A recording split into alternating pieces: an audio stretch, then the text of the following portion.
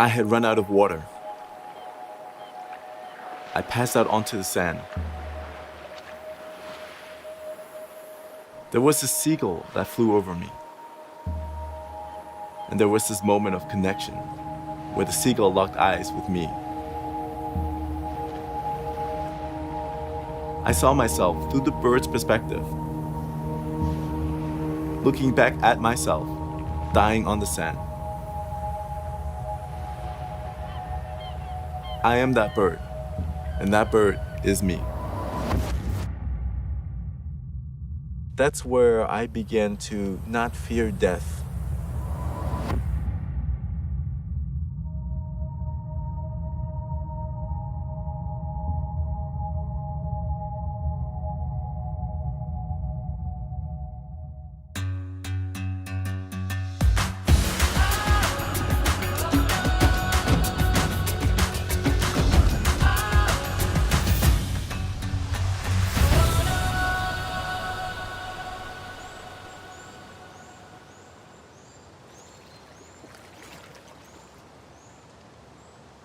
I find that in a lot of indigenous communities and tribes, they tend to move with flow.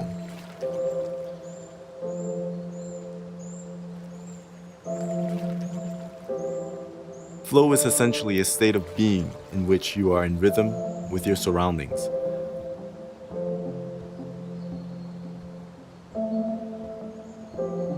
But also within rhythm of your own self.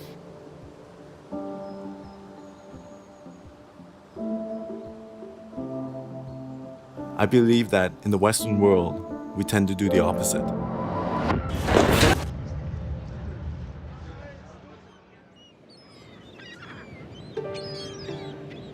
I was born in the Turks and Caicos Islands, but I moved to Germany as a young kid. So I'm a product of two complete opposite cultures. Relaxation meets structure. I moved to Canada in my teens, and I was a complete stranger. I turned to track and field because it's something I really excelled in. And it also became my passion. I was competing at the top levels for my birth country. But when they couldn't fund the team anymore, everything I had worked so hard towards had completely vanished. I gave in to the pressures of society. I started a business, became a trainer, but something was still missing. I was becoming very depressed, and I didn't understand why. I started walking in nature for 1 hour, 2 hours, 3 hours, just to clear my head. I thought to myself, while I'm working this great job and I have this beautiful place, why am I still upset? What is it that I really love to do? There are people who are solo walking around the world, and I was really inspired by them.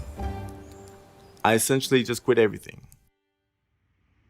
I decided, okay, I have to absolutely do this. I'm gonna walk the length of Africa.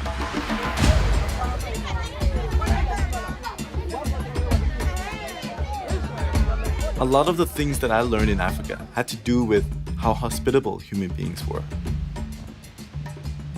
On the roads, when I was walking, everywhere you go, even if it's a complete stranger, even if they're scared of you, they would just give you a cup of tea, whatever food they have. They were so proud to be kind. The young Maasai men do a sort of mating dance in a way to show their strength to attract a bride. One cannot exist without the other. This is the Ubuntu way, all for one and one for all. And that is to share everything amongst each other within their own society.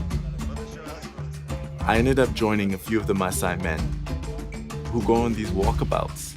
I was walking from Tanzania to Kenya, but the Maasai just ended up walking through the border without going through the checks, without doing any of the passports. Because the idea of having borders doesn't exist in traditional Africa. It's a man-made concept. When an astronaut goes out into space and they look down at Earth, they see Earth as one giant blue marble. And that's a thing that, until I die, that's what I want to share with the world. Just by being with nature, you're falling in line with the energy of everything that's going around you. I am that bird, and that bird is me. We are all interconnected.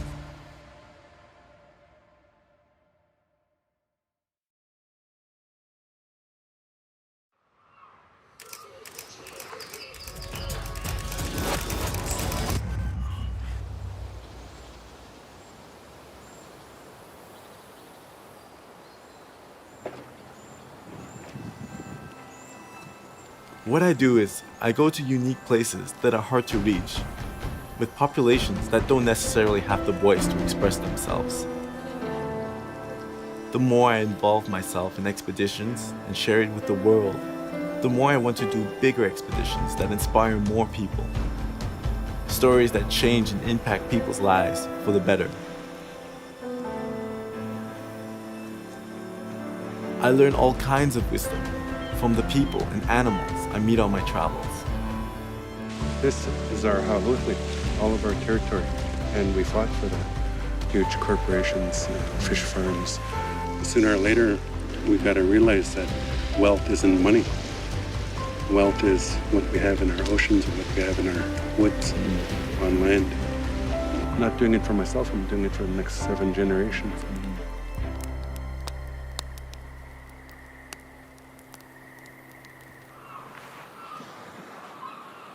You don't need to dive into the water. You can start shallow and move your way up. Take small steps. Start with small programs. Start with small projects.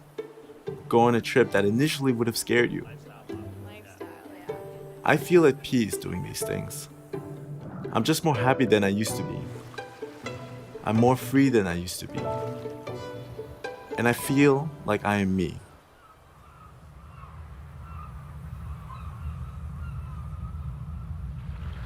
Now you might be asking, how did I survive the situation? I wanted to keep living, and I know that I could experience life in many different ways.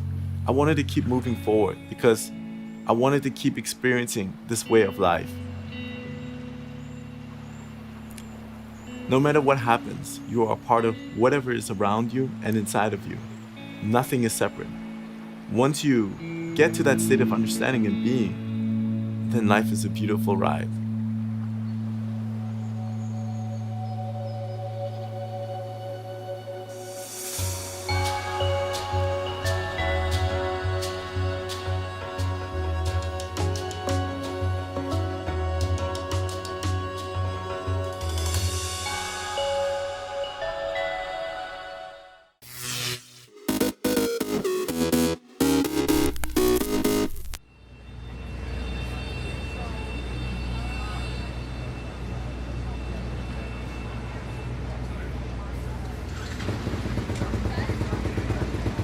First gate drop ever, and first national at Ponca City.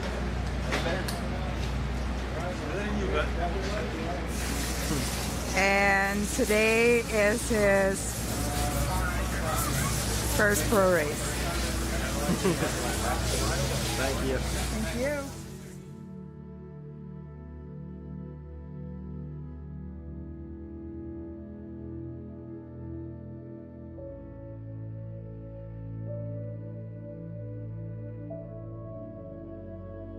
So yeah, Bayside, New York, there's not really, much around there besides houses and cars. My dad got me my first dirt bike when I was three or four, I think, and then kind of just took off from there. I honestly don't know why he bought me a dirt bike. I think him and his one of his best friends were like, "Hey, let's get him a PW, and see what happens." So yeah, I got a PW as my first dirt bike. I had training wheels on it for 2 years, and then I think on my 5th birthday, he took the training wheels off, and it started from there. Yeah, it was the tracks. I mean, we live in basically the city, so it's house on house on house. So we had a park actually that was like half a mile away, and like every time I get a new dirt bike or we had to like test jetting or something, I'd drive to the park and rip laps on that, just wide open. But yeah, the known dirt bike track was 10th Street in MX. It's in Long Island. That's where I kind of grew up riding, and Justin Cooper grew up there, and there wasn't really much. We had to travel. Yeah, those sacrifices are pretty big. Like I said earlier, my dad you know, basically gave up everything for me. You know, he was the main part of why I've gotten this far. Same with my mom. You know, they definitely busted their asses for sure, just to keep me going, and so I could travel everywhere, basically around the whole world. So I think it's just cool, like, how much they put into me from such a young age, you know, because I think my dad, like, he definitely saw something, you know, when I was young. So yeah, I mean, here we are, 17 years old, and ready to go pro racing.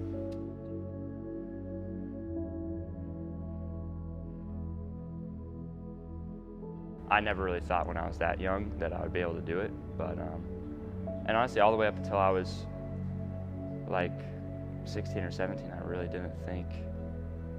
I mean, I knew that I was maybe capable, but at that point, I just didn't know if I was willing to do the work, and then I kind of decided to. So it's kind of weird how the mindset works, but like once I won in 2019, I won a moto at Loretta's on a 125, and basically since then it was like you kind of finally get that relief, like I can do this, and I think it was good for me because I'm nowhere near burnt out like a lot of these kids. My amateur career was definitely different than most, I think. It was like I kind of came out of nowhere there at the end, but I don't know, it went perfect, honestly, and it put me in this position. So as far as the people from the outside looking in, they might, I mean, I don't feel pressure from them, but they're probably thinking like, oh, this kid's older, blah, blah, blah. But the team, I mean, everyone who truly knows me knows that this is literally my first full year. So yeah, there's pressure, but I mean, what do they expect from me? It's my first year pro, where I'm racing guys that have done it for 6 years. They're still in the same class. So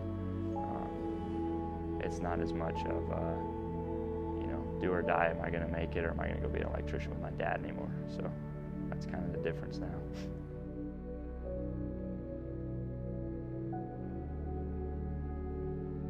So my parents kind of rode trails always, and then my older brother raced, but we just raced locally, and then I was kind of the first one in the family to take it to the next level and kind of do all the bigger races and stuff.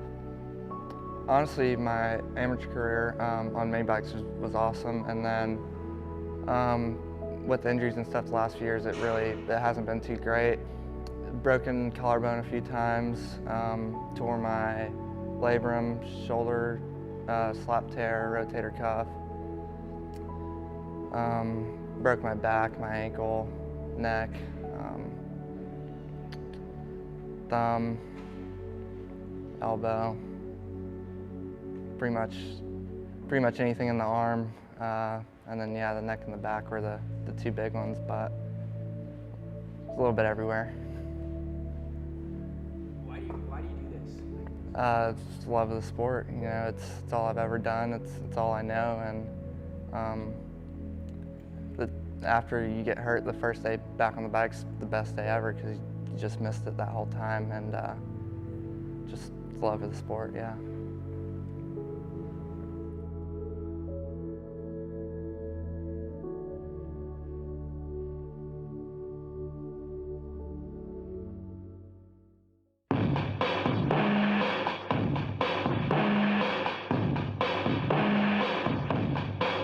We've watched practice and qualifying, we've theorized, we've bench raced.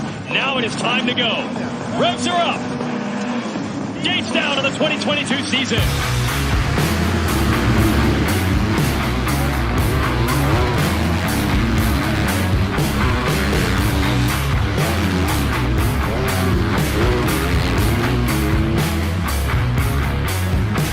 And Shimoda and Kitchen have been paddling the entire way.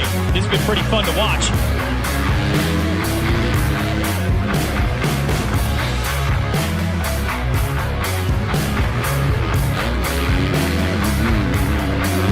Kitchen looks pretty good right now on the 59.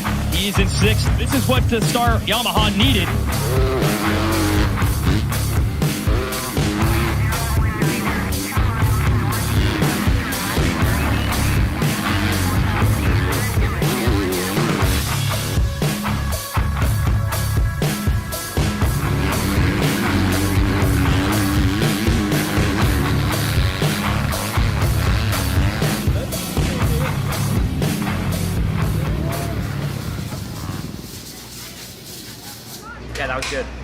had a decent start, like maybe 12th, worked up to 7th maybe for a little, and then picked a few guys off. I really just followed Hampshire. He was moving. E5, best moto finish I've ever had.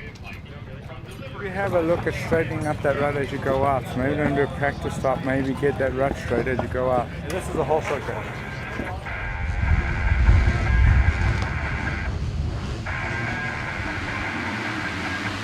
Another great rush from one of the Yamahas to the inside. That's Nick Romano. No! Yes, he's going to hold it into the first turn. Let's see what the kid can do.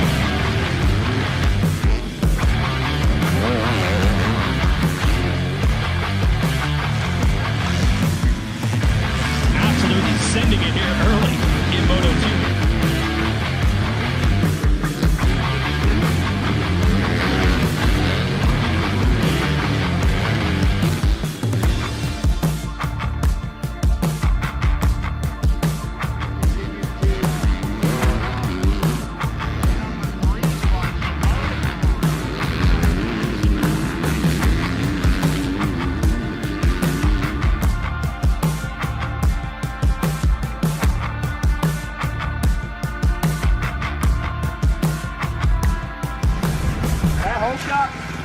Something else. That was probably the best hole shot I've ever pulled in my life. Came out, knew I had to jump on everyone. Once I clicked third, I knew it was over, but my first race, pro race ever to hole shot and lead two, 3 laps or something like that. I'm so happy with that. It's brutal. Really, really shows you how much of a man you gotta be out here, so.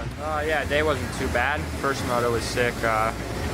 Came from, I don't know, 15th to 5th, and then that second one, I mean, I made the most of it, but my starts are ridiculous. I think I was 38. I don't even know. I had 2 guys behind me when I look back on the table, and worked my way up to, like I said, 8th. I'm not sure where I got overall, maybe 7th or 8th, but, you know, for the first round, I'm happy. I checked a lot of boxes as far as I think my speed's plenty good. I think my fitness is great. Bike's good. I mean, everything's there. It's just that start. I know once I can get out front, I think I'll give those boys up front a run for their money, honestly. Qualifying didn't go too great. I struggled a little bit just figuring out the track and stuff. And then Moto 1 was like P4 off the start, went down second corner, and that kind of just threw off the whole day. Struggled to pass once I got to, I think, around 20th. And then second moto, we just didn't get a good gate pick. Had a pretty big hole, so threw that sort of way too. And just made today really hard on myself. I felt like my riding was decently good. Just got to get a start.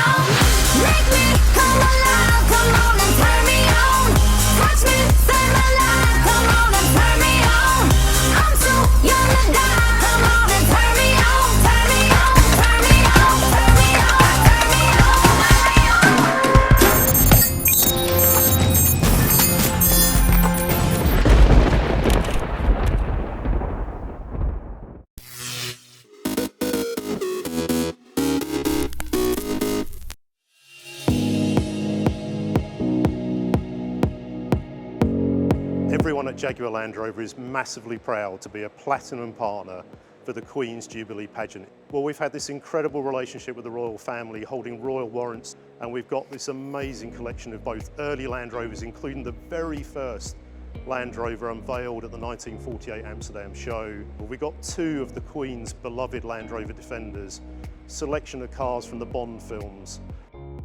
Amazing fleet of classic Jaguars. We're delighted to announce that we're gifting a brand new Defender 130 to Her Majesty the Queen to commemorate her 70 years of tireless service to the British people. And this is going straight to the British Red Cross to be used in disaster zones around the world and around the UK as required.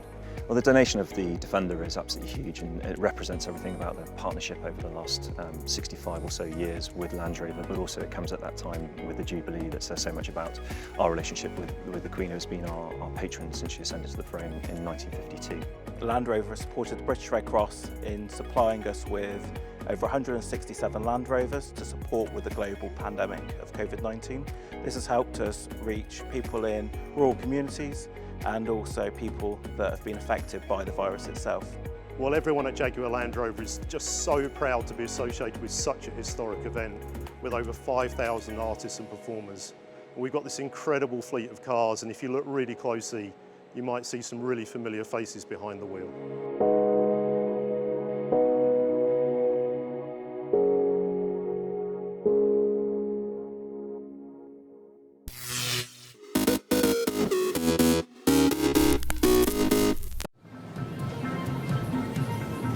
When I was 12 years old, someone put my first bat in my hand. That sealed my fate.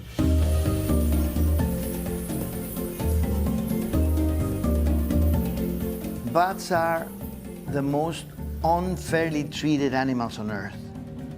Fear, not knowing what treasure they have in their local cave, drives people to dynamite it, to gas them, to all kinds of things. But bats provide us with many ecosystem services. Agricultural pest control. Esta es una larva de gusano cogollero. Each million bats destroy 10 tons of insects every night. If we lose those bats, we would lose the crops in a few months. They're also promoting the regeneration of the forest by dispersing the seeds over vast, vast areas. And they pollinate a lot of ecologically or economically important species of plants, like the agaves, that are the source for tequila, which represents for Mexico about $3 billion a year. I won the Rolex Award in 2008 for our program for conservation of bats through environmental education, research, and conservation action. We started mapping the most important colonies. And in the process of monitoring, we're also educating the local communities, and they become bat defenders. We are solving problems of conservation by building bridges across different professions.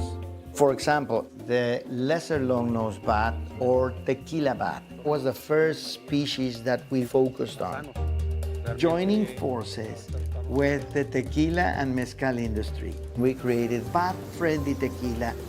We were able to remove this bat from the endangered species list. This is a beautiful success story in conservation. The Rolex Award is a big recognition, and it gave me the platform to maximize my ability to continue changing things. We created a humongous network of privately owned protected areas around the country that today includes about 17% of Mexico's territory.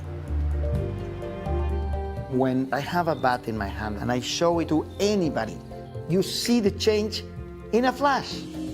This is exactly what has been driving me for a long, long time. I am here at 64, continue to be the same child who had his first bat in his hand. I will never give up.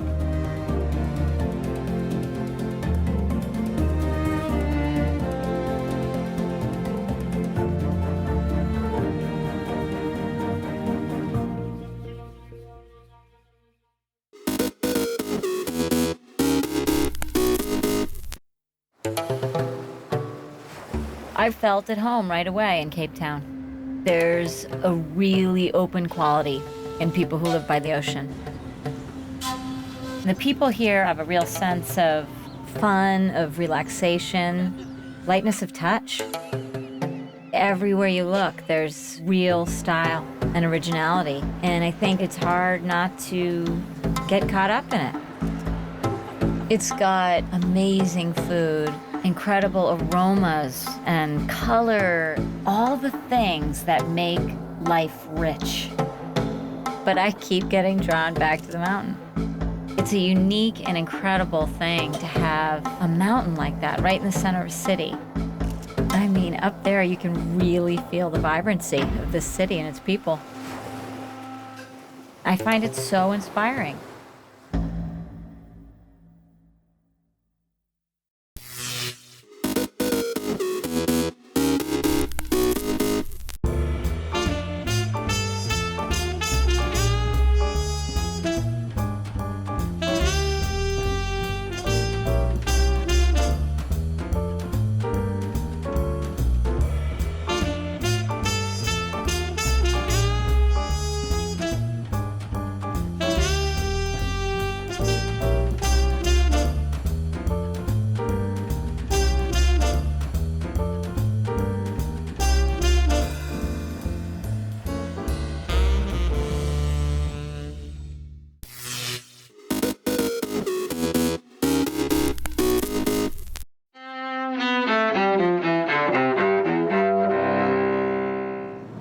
August 19th, 1991. In the Soviet Union, communist hardliners announced that Mikhail Gorbachev has been removed from power. But the coup against Gorbachev during his vacation collapses days later. The Soviet Union dissolves by the end of the year. 1934. Der kostbarste Besitz auf dieser Welt aber ist das eigene Volk. Voters in Germany overwhelmingly ratify Adolf Hitler's powers as their Führer, or absolute ruler. The plebiscite caps the Nazi leader's rise to power, a path that leads to World War II and the Holocaust. 1960. During the Cold War, a Soviet tribunal convicts American U-2 pilot Francis Gary Powers of espionage. Powers is sentenced to 10 years in prison. He's exchanged for a Soviet spy nearly 2 years later. 1906. Philo T. Farnsworth, one of the pioneering inventors of television, is born in Beaver County, Utah. And 1977. One morning I shot an elephant in my pajamas. How he got in my pajamas, I don't know. Comedian Groucho Marx, star of silver screen, radio, and TV, dies in Los Angeles at age 86. Today in history, August 19th. Camille Bohannon, The Associated Press.